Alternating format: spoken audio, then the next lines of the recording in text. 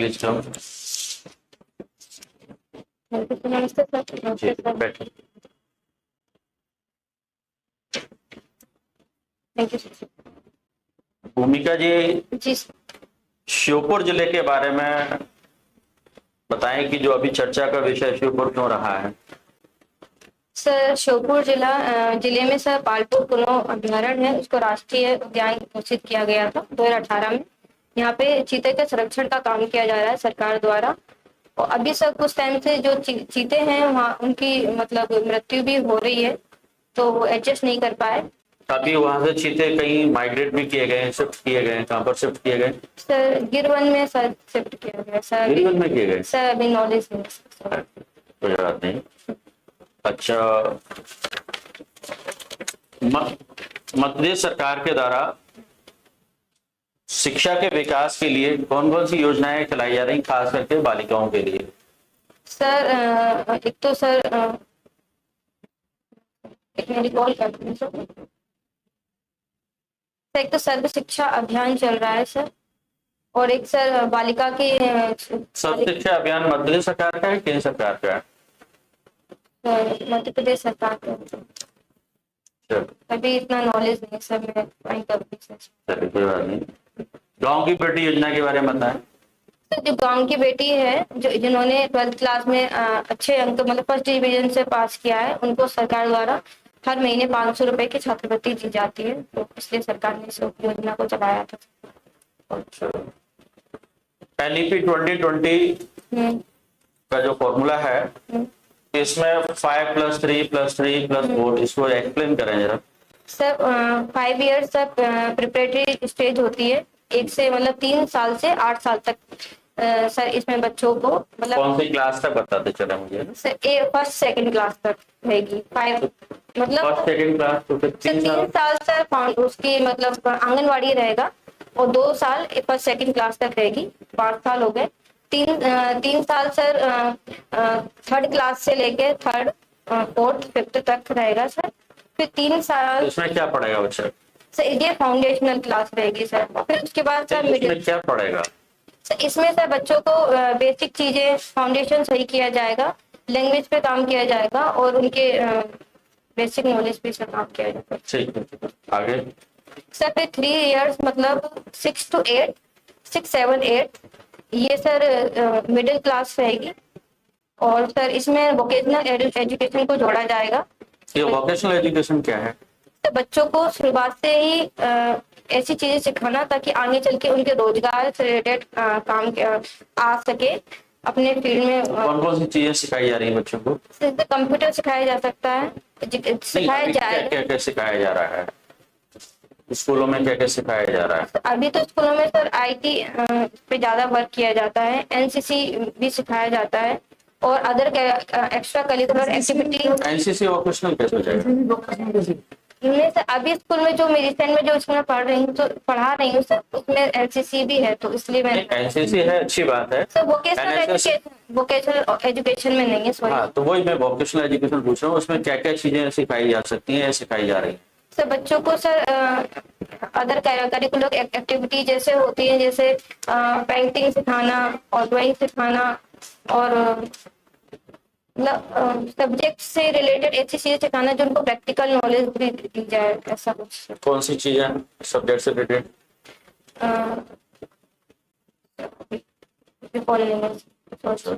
ये एनईपी 2020 में त्रिभाषा जी सर। क्या फॉर्मूला है? सर त्रिभाषा सूत्र कोटारी कमीशन ने भी बताया था, उन्होंने भी इसकी रिकमेंडेशन दी थी। इसमें सर सबसे पहले बच्चे को रीजनल लैंग्वेज में पढ़ाई करवाई जाए, हो सके तो 8th क्लास तक रीजनल लैंग्वेज में ही उनको पढ़ाई कराई जाए। दूसरा सर जैसे हिंदी लैंग्वेज है तो हिंदी के साथ एक इंग्लिश लैंग्वेज भी चुन सकता है बच्चा, और के साथ इंग्लिश चूज कर सकता है। इंग्लिश अभी हमारे यहाँ मध्य प्रदेश में हिंदी के साथ इंग्लिश चलती है। नहीं, मध्य प्रदेश की बात नहीं कर रहा मैं, तो एनईपी 2020 की एक दफा पहले रीजनल लैंग्वेज बच्चा चूज कर सकता है, साथ में वो अपने साथ इंग्लिश लैंग्वेज कंपलसरी है। और इंग्लिश लैंग्वेज कंपलसरी है, 3 में से एक के लिए इंग्लिश पढ़ना ही पड़ेगा बच्चे को। सर अभी कंफर्म करूंगी सर। तो और एक सर जो 22 लैंग्वेज हैं सर, उसमें से ग्लोबल एजुकेशन के बारे में क्या इसमें बात की गई है NEP 2020? सर जो 21वीं शताब्दी का जो भारत है उसको वैश्विक स्तर पर पहुंचाने का इसमें काम किया जाएगा कि बच्चे और जो आगे जो भारत की जो प्रोग्रेस हो वो वैश्विक लेवल पर हो। क्या प्रयास हो रहे हैं इसके लिए? सर अभी नहीं पता सर, सॉरी। अच्छा, आप ये बताइए कि आपका मैथमेटिक्स के लिए आप जा रही हैं, मैथमेटिक्स में आपका जो कर्वेचर है किसी चीज का, किसी फंक्शन का कैसे निकालें?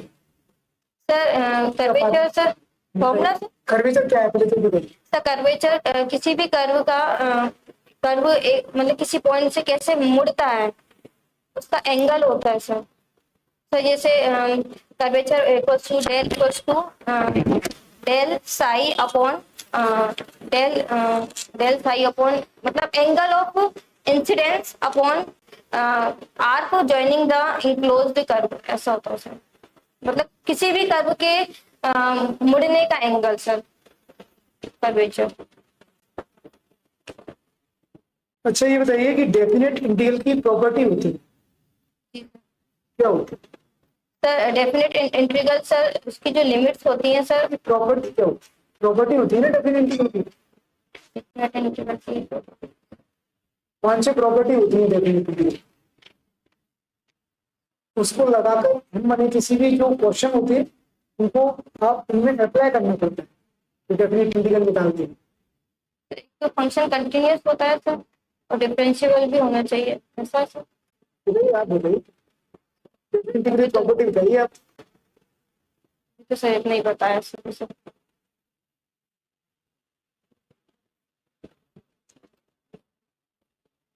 अच्छा, ये बताइए लिमिट जी सर। और फंक्शन दो चीजें हैं, फंक्शन और लिमिट जी में क्या अंतर है?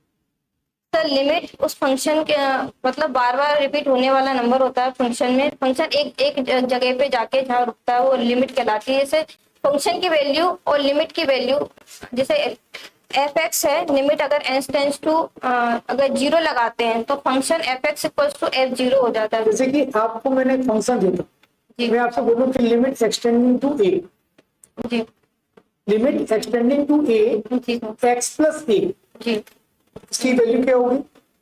x प्लस a की value. Limit extending to a जी सर। और x प्लस a, हाँ मैंने फंक्शन क्या है उसमें x प्लस a, लिमिट क्या है एक्सटेंडिंग टू a, जी सर। तो इसकी वैल्यू क्या होगी?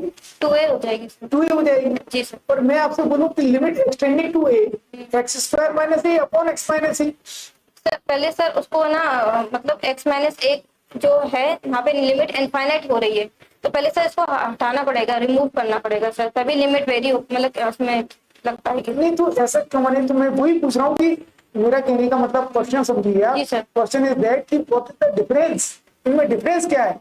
फंक्शन तो वो भी है और फंक्शन वो भी है, जी सर। ठीक है ना? तो इसमें लिमिट लगानी पड़ी हम, और इसमें लिमिट नहीं लगानी पड़ी। तो लिमिट और उस फंक्शन में क्या अंतर होगा? सर लिमिट की वैल्यू फंक्शन की वैल्यू से अलग भी हो सकती है। जैसे इसमें सर लिमिट डिफाइन नहीं हो रही है x इक्वल्स टू a पर, इसमें रिमूव करनी पड़ेगी तो ये एक डिसकंटिन्यूटी आ गई। रिमूव का मतलब तो सिर्फ आपका ये है कि आपकी जो इंडिटरमाइन फॉर्म होती है, इंडिटरमाइन फॉर्म कितनी होती है?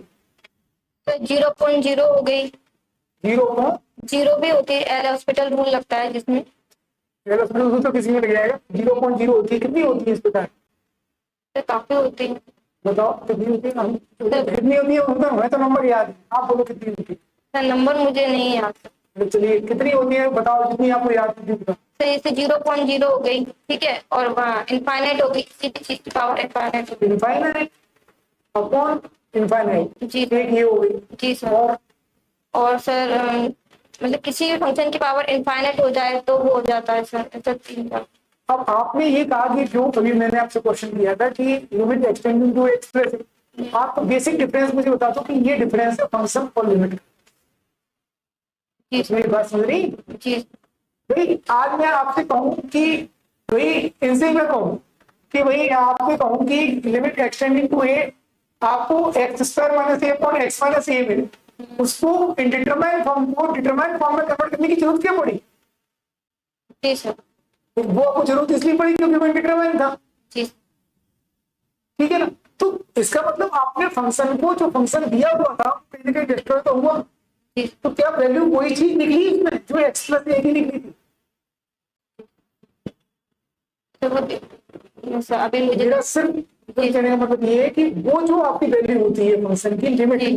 वो near about value of the given function, near about value होती है, एग्जैक्ट वैल्यू नहीं होती। जी। फंक्शन में निकलती है वो exact value, thank you sir.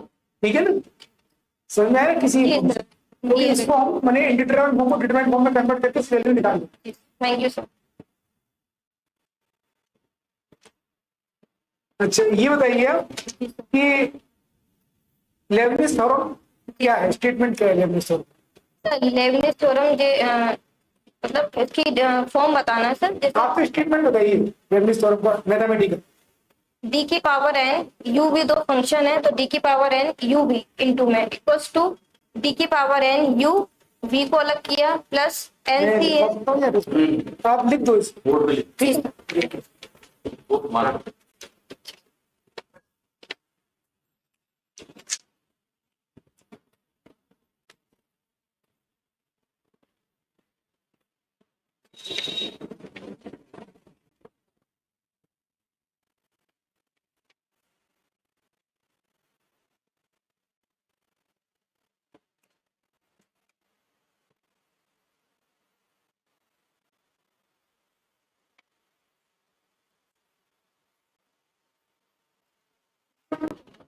बस बस ठीक है। ठीक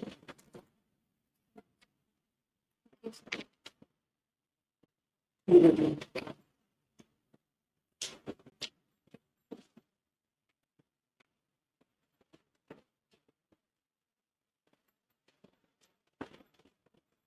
अब आप बताएंगे बूलियन अलजेब्रा क्या है? जी सर। सर जी बूलियन अलजेब्रा की डेफिनेशन क्या है? सर बुलियन अलजेब्रा में सर हम बुलियन मतलब बहुत सारे कॉम्बिनेशंस को जैसे प्लस इनटू डिसजेक्शन कंजक्शन इनके साथ सर एक सेट होता है भी उसके साथ कॉम्बिनेशन बनाते हैं सर। आप देखिए, अपन जब कहीं बैठे हो, अपन इंटरव्यू दे रहे हैं, तो जी सर। अपन हमें सीधे इसकी डेफिनेशन पे जी सर। इसकी बूलियन अलजेब्रा, जी सर। तो वो डेफिनेशन क्या है अपन तो ये बताओ। Sir, a set combined with some operations like positive, negative, into conjunction, rejection, union, and intersection, and with complementary function also called Boolean algebra, which satisfy following properties: closure property, commutative property, distributive property, identity property, and inverse property.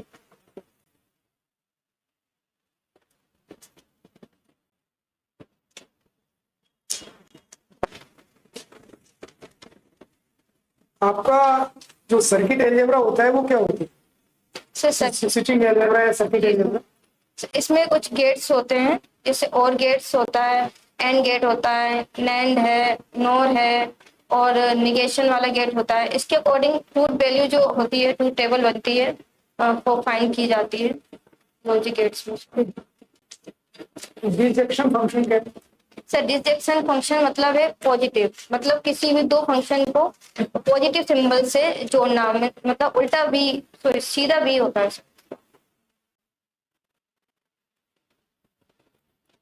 आप चलो जरा वो समझ आ गया basically.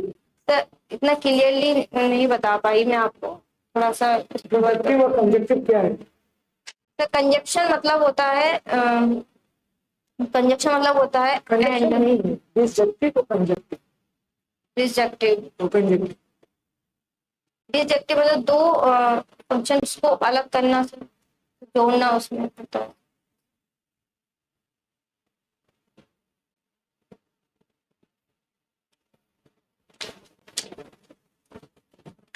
Double और triple integral जी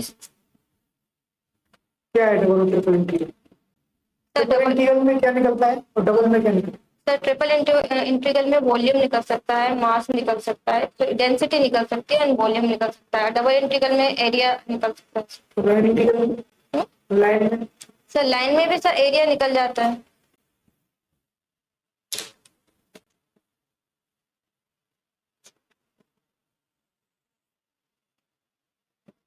अच्छा ये बताइए मैक्लॉरिन सीरीज और टेलर सीरीज जी सर। क्या होती है, सर स्टेटमेंट क्या है? जी sir, fx is a continuous and differentiable function, so we can expand fx equals to fa plus h equals to fa plus Taylor है Taylor sir, Taylor sir.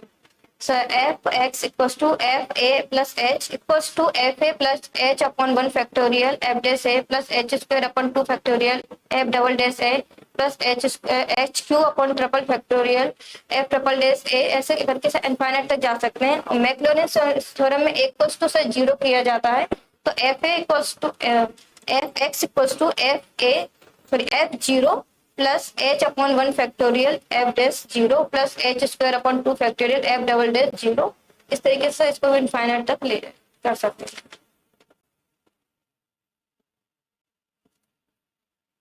अच्छा आप ये बताओ कि आपका जो मैक्सिमम और मिनिमम जी सर।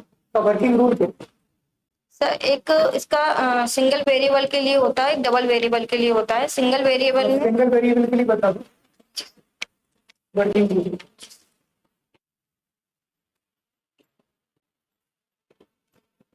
जैसे सर एफ एक्स कोई भी फंक्शन है, ठीक है, इस एक्स स्क्वायर है वाई नहीं आपको इसका वर्किंग रूल ऐसे ठीक है सर। जी सर। तब सबसे पहले एफ डेक्स एक्स निकालेंगे, ठीक है, इसमें इक्वल्स टू जीरो करेंगे तो एक एक्स की वैल्यू निकल जाएगी, ठीक है। फिर उसके बाद एफ डबल डेक्स एक्स निकालेंगे, फिर चेक करेंगे कि एक्स की वैल्यू रखने पर क्या वो ग्रेटर देन जीरो आ रहा है कि क्या वो लेस देन जीरो आ रहा है। अगर ग्रेटर देन जीरो आया है तो हम बोलेंगे कि इस वैल्यू पे फंक्शन मिनिमम वैल्यू देगा, और अगर लेस देन जीरो आ रहा है तो हम बोलेंगे कि मैक्सिमम वैल्यू दे रहा है फंक्शन। इस तरीके से सर निकाल सकते हैं जीरो है तो सर। तो फिर मतलब ये चीज फॉलो नहीं कर रही, मतलब ना मैक्सिमम मिल रही ना मिनिमम। मैं बोल रहा हूँ इक्वल टू जीरो भी आ सकता है। जी सर बिल्कुल आ सकता है सर, इक्वल टू जीरो आ गया इस तो केस में क्या हो मतलब मैक्सिमम मिनिमम नहीं मिल रही है, मतलब डिफाइन नहीं है sir. Neither maximum not minimum. तो फिर अपन ऐसा सर हम ऐसे भी कर सकते हैं, ट्रिपल इंटीग्रल निकाल के भी, सॉरी डिफरेंशियल निकाल के भी चेक कर सकते इसके हैं। बाद निकलेगा ट्रिपल। हाँ इसके बाद अभी तो फिर नाइदर मैक्सिमम नॉट मिनिमम। हाँ फिर इसके बाद निकलेगा कर सकते फिर। अब ये आपका आपने बोला कि F double dash X greater than zero हैं।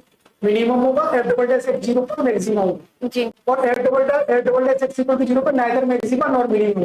जी ये तो आपने पता कर लिया फंक्शन का नेचर क्या है, जी मैक्सिमम है मिनिमम। जी और मैंने आपसे ये पूछा कि इसकी आप मैक्सिमम मिनिमम वैल्यू कैसे निकालो।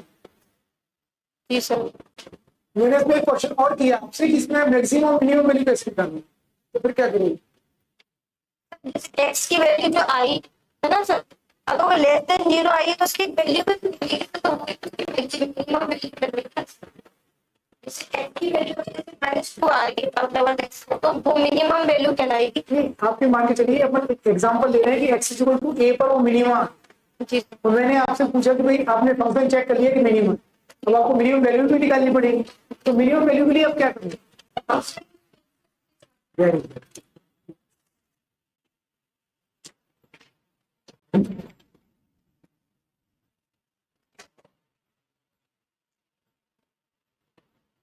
अच्छा खड़ी होकर एक चीज और बताओ, जी सर। बीटा फंक्शन की डेफिनेशन क्या है? जी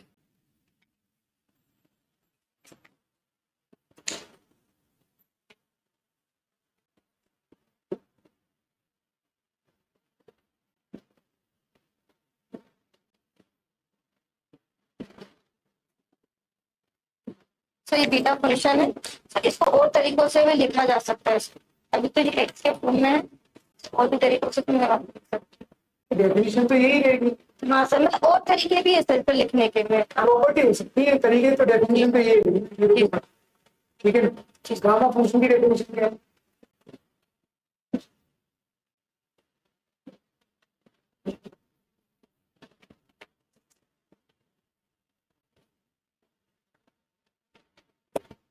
ये तो देख लीजिए। एक यहाँ पे कभी कभार ए भी होता था। नहीं ये तो प्रॉपर्टी लगती है। मैं वन माइनस एक्स के बारे में कह रहा हूँ, ये देखिए 1 minus x, one minus x आता है क्या? सॉरी एक्स की पावर, सॉरी 1 माइनस एक्स। ये भी हटा दो वहां से। जी जी सर। अब ये हुई डेफिनेशन। जी बीटा गामा रिलेशन क्या है? जी सर।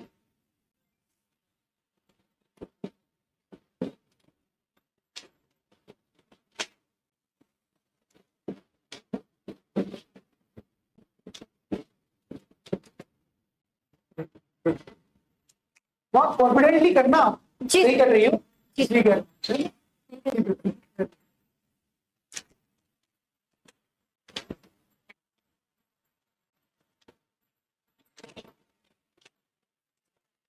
Thank you sir.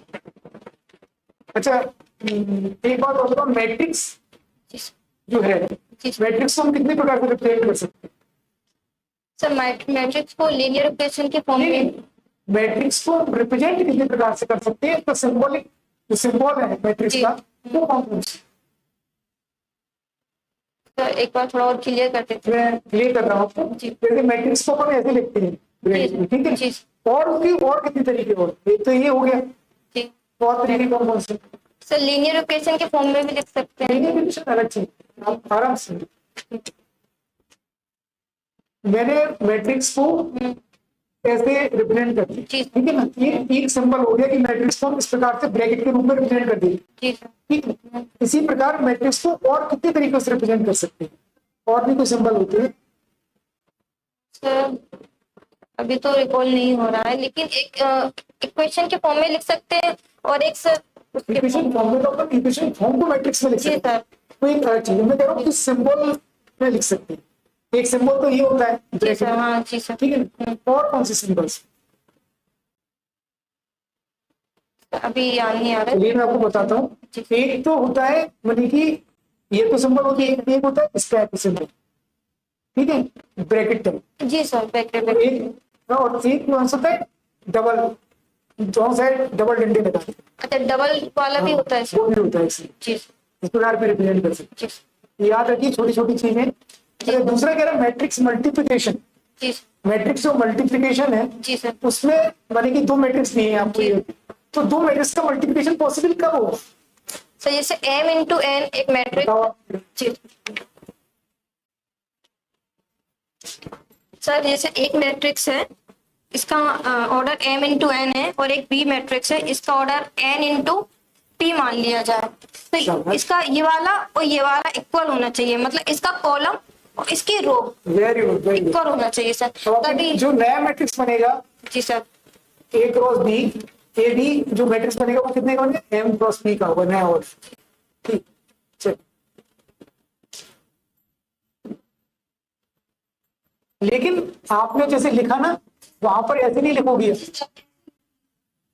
यहाँ पर फिर हाँ, फिर उसका ऑर्डर नीचे लिखोगी। हाँ, और फिर उसको दूसरा, हाँ, उसको फिर ए, इसको बी, और फिर उसको बताओगी कायदे से, ठीक है ना। वहां पर, क्योंकि वहां पर प्रॉपर ढंग से आपको आना चाहिए। जी सर।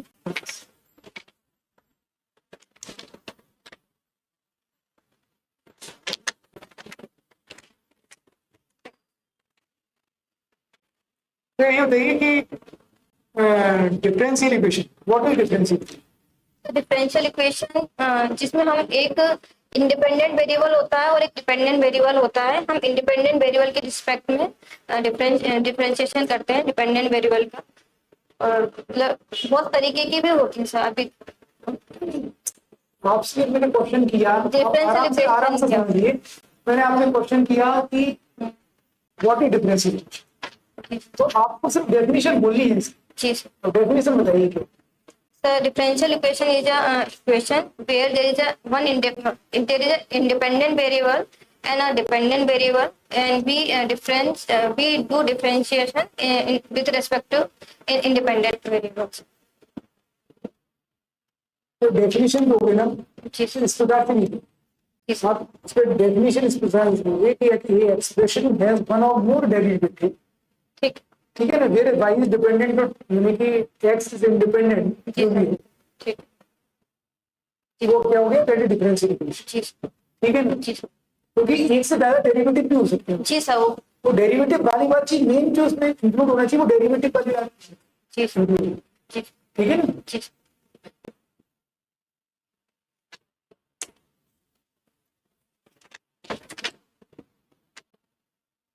अच्छा, गॉस थ्योरम का स्टेटमेंट लिख के बताओ, हाँ, मैथमेटिकल स्टेटमेंट।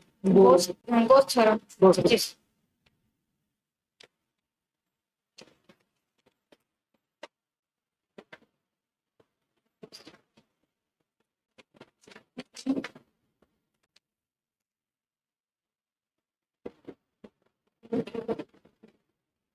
थोड़ा एक मिनट में रिकॉल कर लेते हैं। हाँ,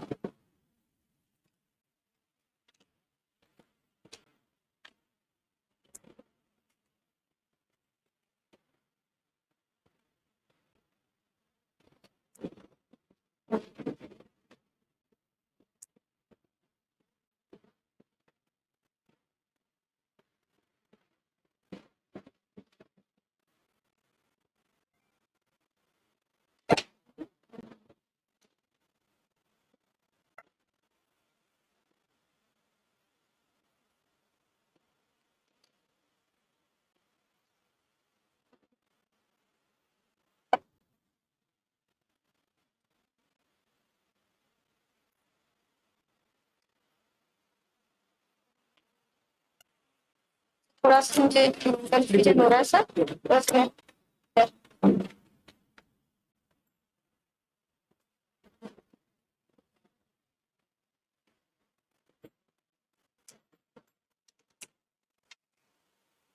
तो कन्वर्जेंट तो डाइवर्जेंट से क्या, जी सर। कन्वर्जेंट तो divergent. So convergent, there is a limit in convergent sequence, and in divergent sequence, it doesn't convert to any point. Means plus minus infinite तक ही जाती है सर। जैसे कि sequence is convergent if there is a limit of that sequence. In divergent sequence, limit does not exist. Means plus minus infinite रहती है।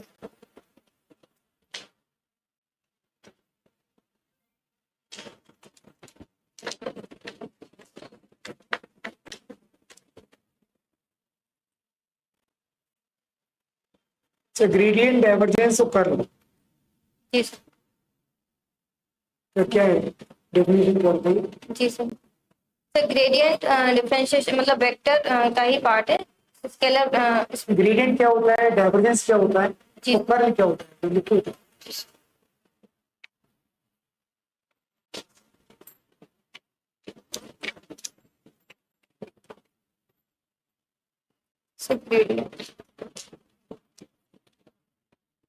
gradient of f equals to del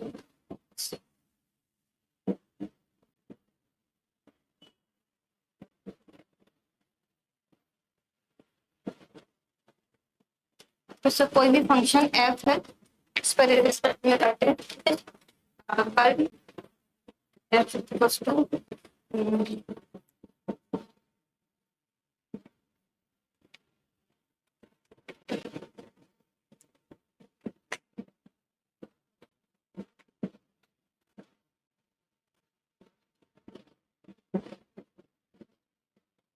yes sir और divergence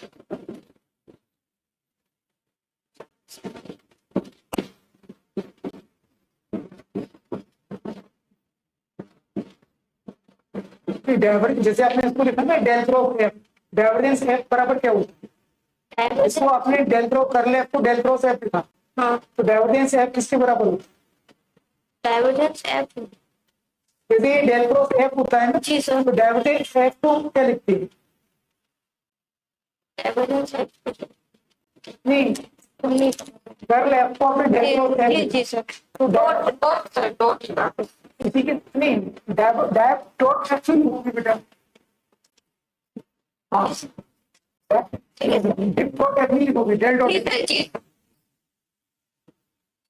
अब इन तीनों में आपकी कौन से तीनों में वेक्टर क्वांटिटीज है, कौन स्केलर, कल वेक्टर है सर ठीक है, सर ये भी वेक्टर ही निकलता है सर ये स्केलर ये आपका वेक्टर है, सर ये वेक्टर है सर ये कर ले आप वेक्टर है, ठीक है, जी सर हाँ ग्रेडियंट एफ आपका स्केलर है, सर ये वेक्टर है सर सॉरी क्योंकि सर इसमें वो भी लगा देते हैं आराम से बेटा आराम से रिलैक्स मोड सर बिल्कुल सर ये सर वेक्टर ये आएगा सर, ये स्केलर आएगा क्योंकि एफ और एफ अलग अलग हो रहा है, इसमें आई जे के नहीं है। ये ना आराम से बताओ, आपकी चिंता इसमें आई जे के है सर, इसमें भी है, इसमें नहीं है सर, तो ये स्केलर आएगा। चल।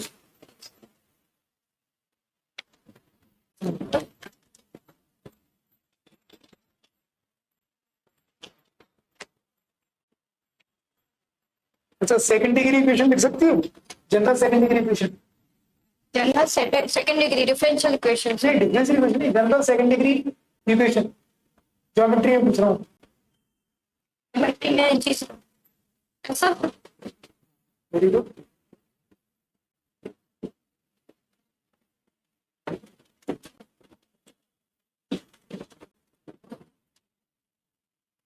जेड एफ सी ऐसा एफ सी है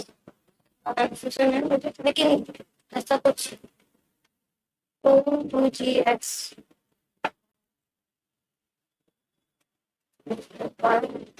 प्लस वेरी गुड।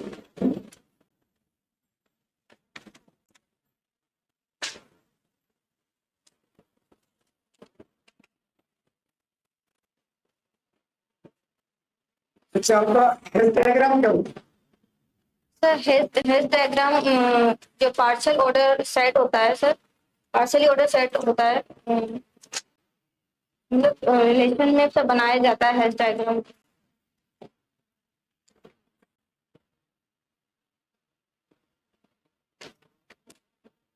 सर इसके थोड़ा सा रिलेशन निकाल सकते हैं sir, relation relation partial order set जो होता है सर, जैसे रिफ्लेक्सिव, एंटीसिमेट्रिक और ट्रांजिटिव होता है सर, इसके थ्रू हेल्थ डायग्राम बनता है। जैसे अगर आप मुझे कोई रिलेशन दे तो हेल्थ डायग्राम बन सकता है। अच्छा, ये बताओ आप तो कि ये जो कैली हैमिल्टन थ्योरम होती है, ये क्या है?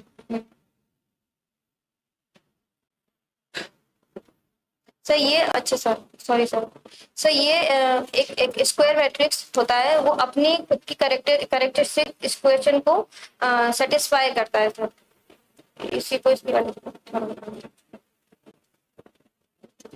जैसे हम एक मैट्रिक्स ले, एक इक्वेशन ले, जैसे P lambda equals to lambda की पावर n-1 a0 लैम्डा की पावर। आप तो सिर्फ डेफिनेशन ही बता दो, उसके बाद से एक स्टेटमेंट। जी सर, एक स्क्वायर मैट्रिक्स अपनी खुद की स्क्वायर मैट्रिक्स सैटिस्फाइड सम कैरेक्टरिस्टिक, सिंपल बस इतनी सी बोलना है, आपको बोलना है। अच्छा, ये बताओ कि किसी भी मैट्रिक्स का आप इनवर्स कैसे निकालोगे? इनवर्स ए इनवर्स निकालोगे? जी sir, adjoint A upon determinant of A sir. Adjoint A कैसे निकालोगे? एडजॉइंट जैसे मुझे A11 का एडजॉइंट निकालना है, तो A11 की रो और कॉलम को मैं हटा के बीच के जो टर्म से आपस में मल्टीप्लाई करके फिर उसका कोफैक्टर निकाल के एडजॉइंट्स निकालते हैं सर। फिर उसके बाद सर डिटरमिनेंट निकाल के डिवाइड किया जाता है। क्या होता है, बताओ बताओ सर मैं निकाल के दिखाऊं? बताओ।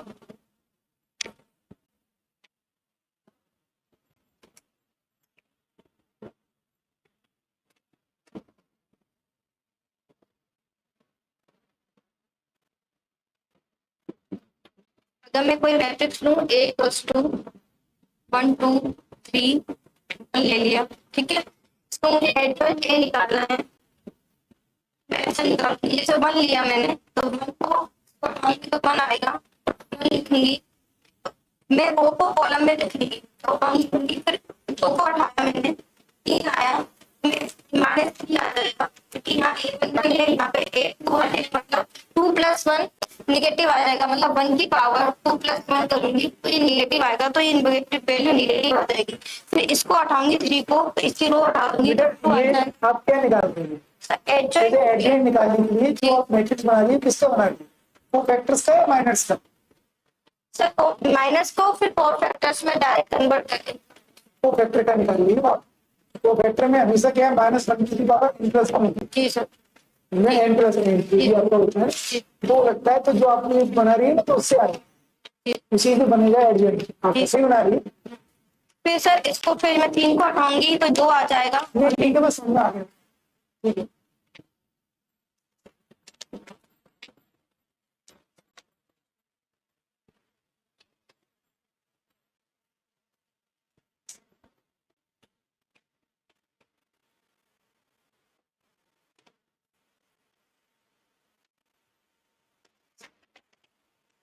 सर मीट्रिक स्पेस की डेफिनेशन बता सकते हैं?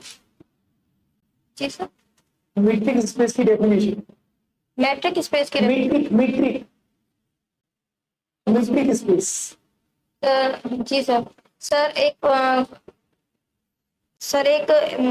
स्पेस एक्स कॉमर्स सर मैं इसकी प्रॉपर्टी डेफिनेशन नहीं बता पा रही, लेकिन मैं प्रॉपर्टी इसकी बता सकती हूँ कि क्या सेटिस्फाई करता है, तभी मैट्रिक स्पेस। बताओ क्या? सर जैसे एक्स वाई है तो X Y triangular property satisfy करना चाहिए, और X Y greater than equal to 0 होना चाहिए, और एक्स इक्वल टू वाई मतलब कन्वर्सली प्रॉपर्टी भी सेटिस्फाई करता है, और वाई और एक्स और comma Y equal to Y comma X symmetric property भी सेटिस्फाई करना चाहिए, तो वो मैट्रिक स्पेस।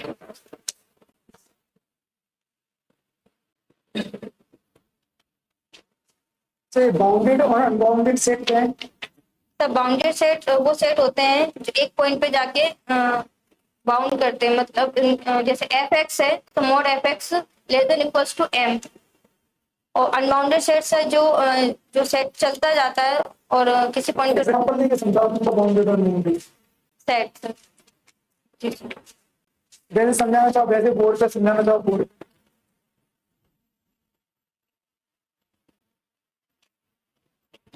तो जैसे कोई सा भी सेट एस माइनस 1 की पावर एन और एम, ठीक है, तो ये जो बाउंड नहीं कर रहा, मतलब ये तो यहाँ -1 की पावर एन, जैसे -8 जब मैं एन की वैल्यू रख रही हूँ 1, तो ये -1, फिर एन की वैल्यू 2 रख रही हूँ तो 2, फिर 3 रख रही हूँ तो -3, किसी भी चीज पे जाके रुक नहीं रहा, ऑसिलेट कर रहा है, ठीक है। अगर मैं एस इक्वल्स ले लूँ 1/n ले लूँ जैसे, ठीक है सर, तो अगर मैं इसकी वैल्यू रखूं या 1/n ले लूं, जी सर, तो इसकी वैल्यू सर एक पॉइंट पे जाके जैसे मैं पहले 1 रख लूं तो 1 आएगी, 1/2 आएगी, 1/3 आएगी, डेट करके जब n टेंस टू इन्फिनिटी रखूंगी तो ये n टेंस टू इन्फिनिटी, जैसे n टेंस टू इन्फिनिटी रख लूं सर तो ये टेंस टू 0 जा रही है, मतलब एक पॉइंट पे जाके ये रुक जाती है। जैसे इसका रेंज सेट जो होता है, जो रेंज होती है वो बाउंड करता है, मतलब रेंज सेट जो होता है फाइनाइट होना चाहिए, और इसका रेंज सेट सर डिसाइडेड ही नहीं, क्योंकि ये ऑसिलेट ही कर रहा है, तो ये अनबाउंडेड सेट।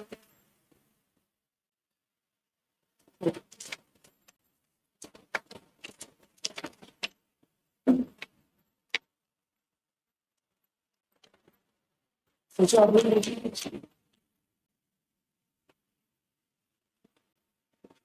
अच्छा भूमिका जी, वर्ल्ड नेशनल लेप्रेसी डे कब मनाया जाता है?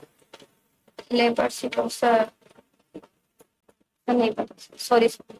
चलिए हम बता देते हैं, ये मनाया जाता है 30 जनवरी को। 30 जनवरी, ठीक ठीक है सर। 30 जनवरी को सही दिवस भी बनाया जाता है, लेपर्सी का नहीं पता था। अच्छा चलो ठीक है, वर्ल्ड का 29 और नेशनल 30। ठीक है। अच्छा आप 30 जनवरी को और कुछ ऐसा, जैसे कि आपका टैब में देख पा रहा हूं मैं, आप SC/ST कम्युनिटी से आती हैं, जी सर। तो 30 जनवरी का SC/ST कम्युनिटी के जीवन में एक बहुत बड़ा संबंध है, क्या है? सॉरी सर, अभी नहीं पता, मैं फाइंड कर। अच्छा 30 जनवरी को 1990 में SC/ST एक्ट पारित किया गया था, जी। मतलब उसको लागू किया गया। जी ठीक है चलिए। अच्छा रियल एनालिसिस पढ़ के आई हैं? जी सर। पढ़ के आई हैं, तो इसमें BWP पढ़ा है आपने? BWP बोल्जानो जी। गिरस्टास प्रॉपर्टीज। जी सर। क्या? Every bounded sequence has a limit point. Every bounded sequence has a limit. ठीक है। अच्छा पिजन होल थ्योरम पढ़ा है आपने? जी सर। क्या होता है? सर अगर हम मतलब कुछ पिजन्स लें, मतलब और उस एम जैसे n पिजन्स है सर और m होल्स हैं, और n ग्रेटर देन m है, पिजन्स ज्यादा हैं होल्स कम है, तो एक ना एक ऐसा होल होगा जिसमें 2 या 2 से अधिक पिजन्स रखे जाएंगे सर। जैसे इसको ऐसे भी कर सकते हैं, जैसे n minus M upon n greatest integer +1, इससे भी निकाल सकते हैं। अच्छा, तो इसका वैसे है कहाँ पर, एप्लीकेशन कहाँ पर है इसका, कहाँ पे अप्लाइड होता है? अभी नहीं पता सर, सॉरी सर। चलिए ठीक है, मेरा लास्ट क्वेश्चन है वेव इक्वेशन, हीट इक्वेशन आप सब जानती होंगी इनके जी। बारे में। तो कोन की इक्वेशन जानती हैं? Equation of cone. Question open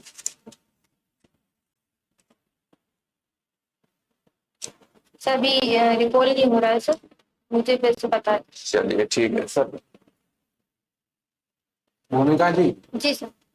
मुझे ये बताइए लीनियर अलजेब्रा और एब्स्ट्रैक्ट अलजेब्रा जी। बेसिक डिफरेंस क्या होता है? सर लीनियर अलजेब्रा में मतलब जो भी क्वेश्चन होता है वो लीनियरली डिफाइंड होता है। सर एब्स्ट्रैक्ट में ग्रुप, रिंग और फील्ड ये चीजें आ जाती हैं। लीनियर का कहाँ यूज होता है? सर लीनियर अलजेब्रा का यूज सर मैट्रिक्स को भी सॉल्व करने में और इनमें होता है। सर अभी इतना पता नहीं।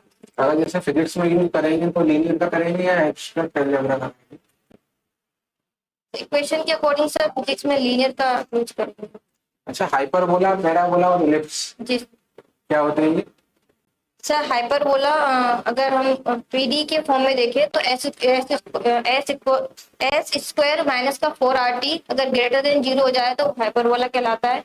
और एस स्क्वायर माइनस का 4RT इक्वल टू 0 हो जाए तो पैराबोला कहलाता है। S square minus 4RT less than 0 तो इलिप्स बनता है सर। इसेंट्रिसिटी ऑफ इलिप्स क्या होती है? इलिप्स की इसेंट्रिसिटी लेस देन 1 होती है सर। ठीक है सर, कंटिन्यू करें।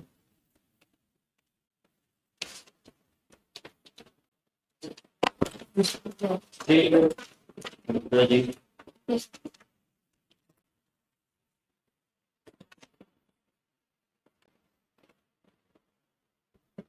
देखिए जैसे सर बीच बीच में आपको टोकते भी रहे, थोड़ा कॉन्फिडेंस लेवल जो है ना आपका डाउन था, जी है ना। और आई कांटेक्ट भी कभी कभार मतलब प्रॉपर नहीं हो पा रहा था। और सब्जेक्ट का ठीक है, मतलब ये है कि जो चीज आती है उसको आपको अच्छी तरह से आती है। ठीक है, थोड़ा कॉन्फिडेंस लेवल जरूर बढ़ा लीजिए आप। जी सर। NEP 2020 को इस तरह से पढ़ें। जी सर मैं इसको ना आप डीपली पढ़ूंगी, वैसे मैंने हाँ। इतना डीप नहीं गई थी, मैं डीपली पढ़ूंगी सर ठीक है। इसको। थोड़ा सा आप और अपना सब्जेक्ट पे देख लो। जी सर। सर आप सर डीके जैन सर हैं क्या सर? आप सर डीके जैन सर हैं क्या? DK जैन सर पिछले संडे को आए थे। संडे को आए। अच्छा सर। आप राजीव गुप्ता जी हैं बीएड कॉलेज में। अच्छा सर, मुझे लगा सर ने बोला था पिछले संडे को, सर आज संडे तो मैं सर। नहीं, वो नेक्स्ट जो मतलब लास्ट संडे को आए थे। लास्ट संडे वाला। अच्छा सर थोड़ा डेफिनेशन बताने में मुझे दिक्कत होती है क्योंकि मैथ्स में डेफिनेशन बताना देखिए क्या है कि मैथ्स में डेफिनेशन और जो अपन पूछते हैं ना मैथमेटिकल एक्सप्रेशन जितने अच्छे होंगे ना फटाफट आपने वो ज्यादा करने की जरूरत ही नहीं पड़ेगी, उससे सारी चीजें आ जाती है सर। जी सर। सर डेफिनेशन को मतलब शब्दों में बोलने में थोड़ा दिक्कत होती है, बताने में इतना नहीं है, लेकिन डेफिनेशन को बताने में जैसे अब वैसे क्या है कि आप जैसे कि आप बूलियन अलजेब्रा को थोड़ा सा आपने बताया, उसमें क्या है कि आपने को सिर्फ उसमें इतने आती है let B be non empty set equipped with two binary operation particular इतने आप बोली थी प्लस एंड डॉट।